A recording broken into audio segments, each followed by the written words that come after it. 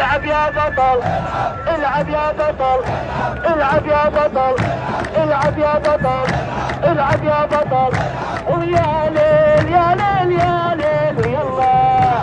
ايوه ايوه ايوه يا ليل يا ليل يا ليل يلا. بالراح الكاس بيروح،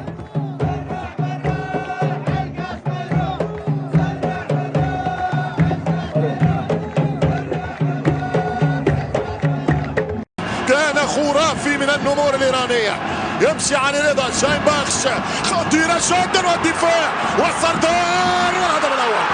1-0 عن طريق ياسمون. 3 دقائق لعب في الشوط الأول، إيران تكسر على الأنياب من أول وصول، أول خطورة، أول جول، وفرحة الجماهير الإيرانية هنا في استاد الثمانية. وصاحب المساهمات الكبيرة في العنابي.